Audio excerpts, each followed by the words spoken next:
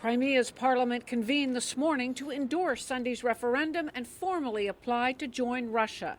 Like yesterday's improbable margin of 96.7%, today's move to break away from Ukraine was never in doubt. A delegation was dispatched to Moscow to work out the details.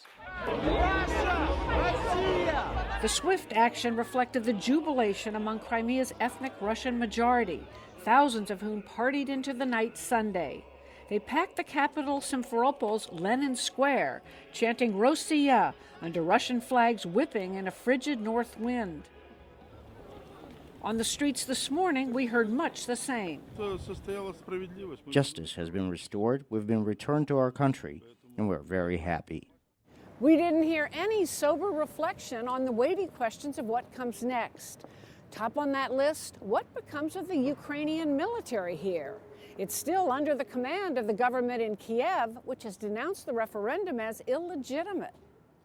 On Saturday, we met Ukrainian Air Force Colonel Yuliy Mamchur, a Soviet Army veteran and commander of the Belbek Air Force Base 50 miles west of the capital.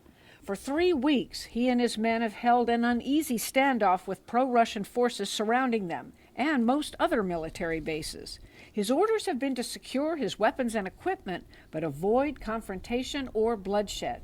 He dismissed warnings from Crimean authorities that after the vote, Ukrainian forces will have to leave the peninsula or join the new Russian-affiliated Crimean military. We receive these kind of ultimatums all the time, but we stand firm by our position. Our superiors should solve this situation. Last night, Ukraine's acting defense minister said he and the Russians had agreed on a truce in Crimea until this Friday. Colonel Mamchur conceded he had no idea of what to do if pro-Russia forces try to force his unit to disband. Have you received direct orders of what to do in different situations after Sunday? We don't have any forward-looking recommendations. We just keep calm, carrying on our duties.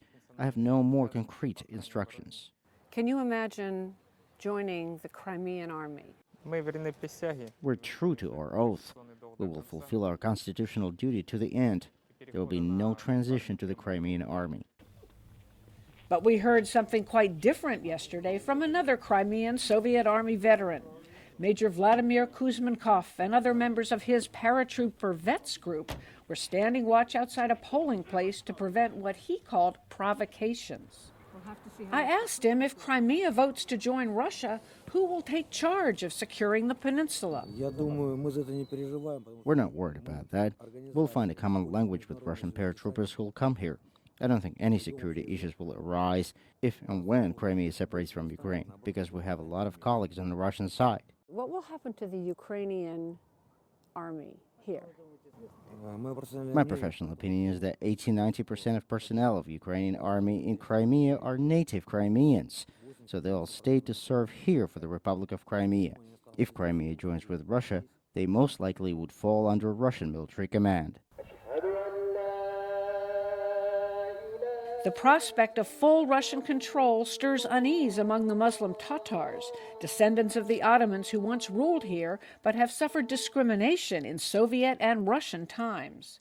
Most boycotted the referendum, and in the garden of the 16th century Tatar palace in Bachsarai, geological engineer Marlen Zeytuleyev told us some young Tatars will resist the outcome. I'm Ukrainian, I will fight for this. This is our homeland and we have nowhere else to go. If needed, we'll take up guns. You can't expect anything good from Russia. If someone's coming to our land with guns, you have no other choice. It's the last resort. He believes the Tatars who resist will join the Ukrainian military, not launch a Chechen-style Islamic insurgency against Russia. And he conceded many Tatars will hunker down for now, while others take yet another course. The tension is in the air. There's a rift between the Russian community and the Tatar community, and many people have decided to leave, move to Lvov and other Ukrainian cities. Some other Crimeans have already left, pro-Ukrainian activists who found themselves under direct threat in the weeks leading up to the vote. We knew that the results of the referendum will be like that when we started our fight. Katerina Yushakova has remained, but at an arts center last night, she and friends said they felt a deep sense of alienation after the landslide vote to join Russia. I was born in Ukraine and I'm Ukrainian, and you can't switch your citizenship just like that. Just say, today I'm Ukrainian, next day I'm Russian, and the next day I'm maybe German, because Germany told me that if I join German, I'll have lots of money and lots of possibilities. She vows to stay as long as there are people like her who want to maintain the peninsula's ties with Ukraine. I will stay here and help them.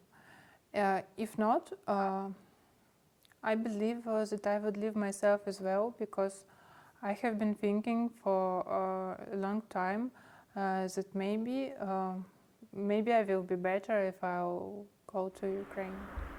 But most people we spoke to yesterday believe better days are ahead for them as part of Russia.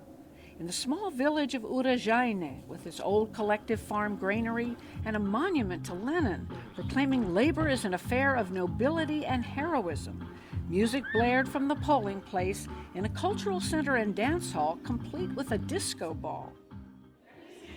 Though the place was nearly empty of voters in the early evening, Village Council Chairwoman Galina Yurievna said turnout had been very high. It's very important for our community. It brings hope for the future. Finally, what we earn will go to us and not to corrupt politicians somewhere else. Grand expectations and a sense of promise for a future that remains uncertain.